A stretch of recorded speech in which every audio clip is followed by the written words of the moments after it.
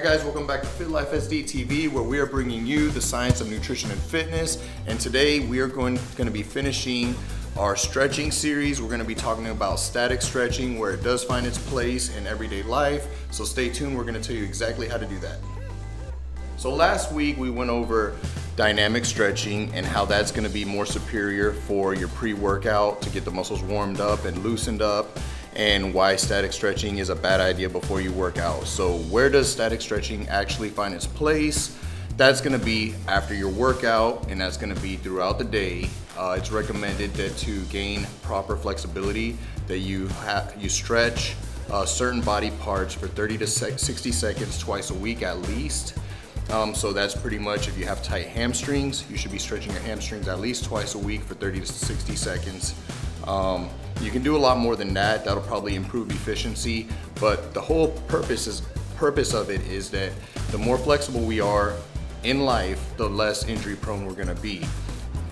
When people do static stretching before the workout, that's kind of like a last minute Hail Mary. You didn't do your static stretching throughout the week, and you didn't do it through the months in your lifetime like you should. So to think that you're gonna sit there and hold onto a limb and gain flexibility in a matter of minutes before you work out, that's just not gonna work. And so like we said, that could lead to other injuries for certain reasons.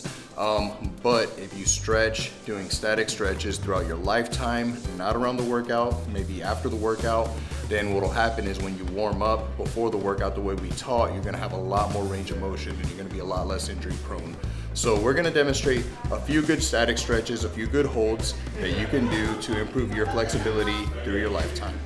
With static stretching, is something most of us have been doing most of our lives. So we're not gonna go over this whole repertoire of stretches, but we're gonna show you an example of a lower body stretch and an example of a good upper body stretch. And the format that we're using, you can pretty much apply to any kind of a static stretch.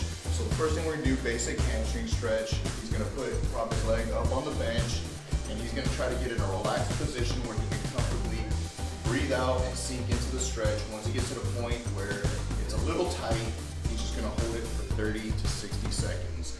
Now the key with this is you don't wanna hold it so tight that you're really forcing it, because your body can actually fight against you and cause you to become more tense and you actually lose flexibility. So you just wanna stretch and hold right to the point of discomfort. And then when 30 to 60 seconds is over, you're gonna shake it out and then you're gonna repeat the exact same lift. So we're gonna say 60 seconds, kind of get the blood back in there. Then one more time should be sufficient to get a good stretch and gain some flexibility. Again, the biggest thing is you want to relax when you do these. You don't want to be forcing it. Just kind of relax, breathe out, and just be calm about it.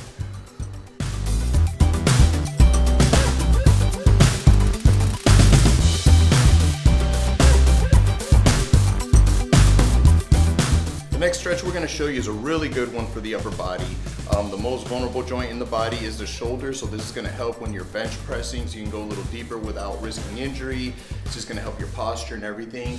So I like to tell people it's kind of like you're getting ready to throw a baseball. You're going to wind that hand behind you. Once you get your scapula retracted and the shoulder behind your back, that's where he's going to kind of lean into it, and he's going to start to turn at almost a 45-degree angle to really get a good stretch.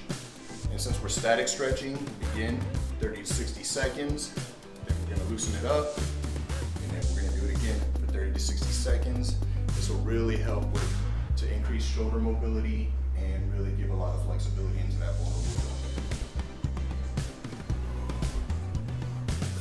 joint. All right guys, so remember to keep it simple. This is static stretching. It's not really rocket science, but if you just apply the couple principles, it'll help a long ways, okay? So that's, don't do static stretching before you gotta use your muscles for exercise. Do it throughout the day. Before you go to bed is a really good time, because your muscles should be really limber. Make sure they're heated up, warmed up before you start stretching on them, because if you pull on a cold muscle, you could injure yourself. But if you apply these principles, you should be a lot more flexible over a lifetime, and you'll be that much better in the gym or whatever we do in life. So if you haven't already, make sure you hit the like button and subscribe. If you want to send us a message or comment, just drop it down below and we'll be sure to get back to you.